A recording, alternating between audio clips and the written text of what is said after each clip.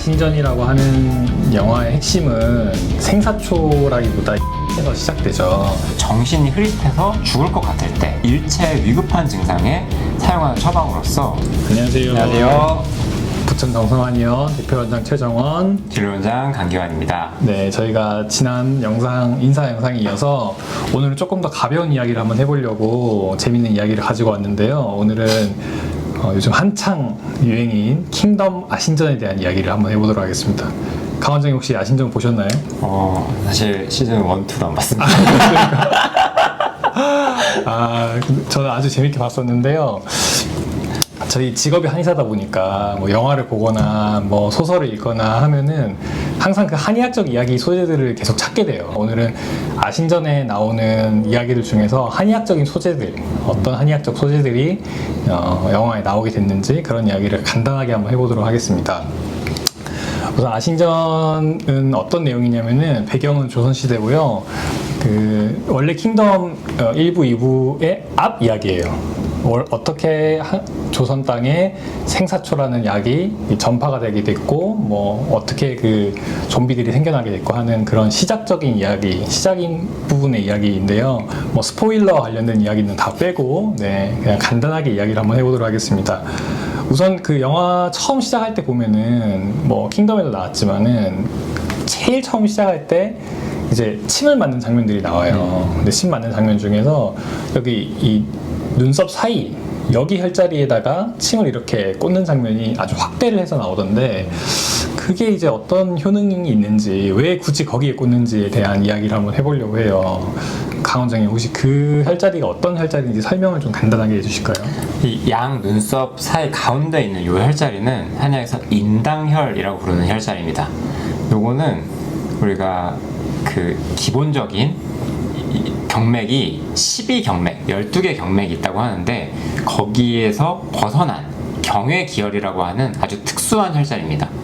그래서 인당혈의 효능은 진정작용, 그리고 안정작용, 그 외에 어떤 한강증이라고 해서 이런 뒷목 어깨가 많이 굽고 뻣뻣하고 통증이 있는 경우, 또는 이제 코 주변이라서 비염에도 활용한다고 알려져 있습니다.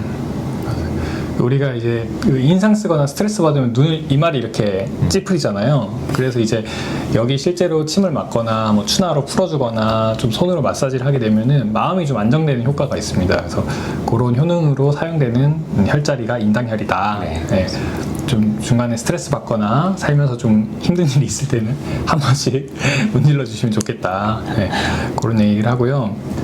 제가 보니까 사실 이 아신전이라고 하는 영화의 핵심은 생사초라기보다 인삼에서 시작되죠.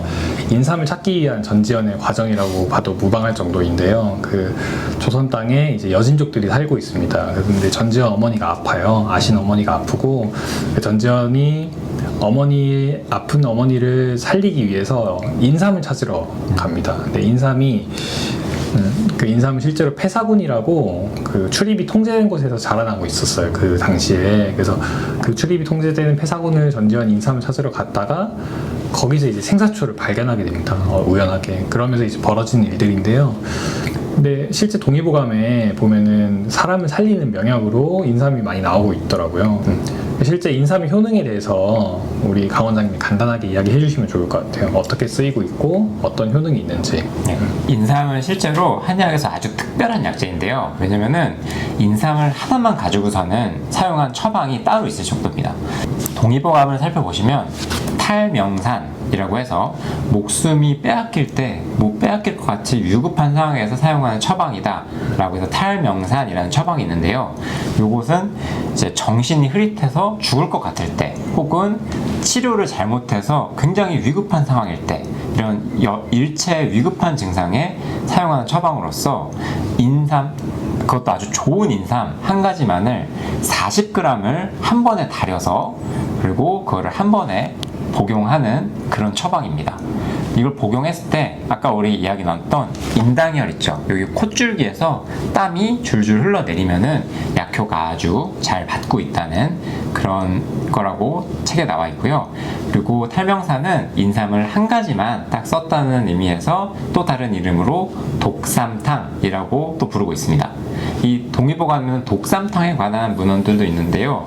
그 내용을 찾아보면은 아까 인삼이 40g이 아니라 때로는 더 증량을 해서 80g을 한 번에 달여서 사용하기도 하고, 마찬가지로 몸이 매우 여이고 기운이 없는 이럴 때 사용한다고 알려져 있습니다. 근데 인삼 하면 대표적으로 많이 듣는 얘기가 환자분들이 나 인삼 먹어도 돼요? 뭐 나 땀 많이 나고 열 많이 나는데 인삼 먹어도 돼요? 뭐 그런 얘기들 되게 많이 하시던데, 그 인삼은 먹어야 될 사람이 따로 좀 정해져 있는 건가요? 예, 맞습니다. 그 인삼은 한약에서 대표적으로 생진지갈, 진액을 많이 보충하고, 그리고 가장 잘 알려진 복이약, 기운을 끌어올리는 약이에요. 아주 강하게 기운을 끌어올리는 약이다 보니까 평소에 몸에 열이 많고, 그리고 좀 그런 이렇게 기운이 좀 많이 있는 사람들의 경우에는, 예를 들어 이제 사상 체질로 따지면은 소양인 같은 그런 분들한테는 잘 맞지 않고, 오히려 좀 기운이 없고 소화 기능도 떨어지고 이러한 이 소음인 분들한테 아주 잘 맞는 처방으로 그렇게 알려져 있습니다. 인삼 아주 좋은 약재이긴 하지만 모든 한약재가 그래요. 좋은 약이라고 무조건 많이 먹으면 좋냐? 그러지 않습니다. 실제 한의원에서 그 사람한테 맞는지 확인을 하고 진단을 하고 먹는 게 제일 좋을 것 같고요. 그래서 사람은 살린 약이지만 건강할 때 먹을 이유가 없는 약이기도 하니까, 그래서 몸이 안 좋을 때는 한의원에 오셔가지고 상담 받아보시면 좋을 것 같습니다. 네, 오늘은 킹덤 아신전에 나오는 한의학적 이야기를 가지고 한번 이야기를 해보았는데요. 다음에도 또 너무 무거운 이야기보다도 좀 재밌고 여러분들에게 쉽게 다가갈 수 있는 내용으로 영상 찍어보도록 하겠습니다. 궁금한 게 또 있으시면 아래 댓글로 많이 남겨주시고 또 다음에 재밌는 영상으로 찾아오도록 하겠습니다. 감사합니다. 감사합니다.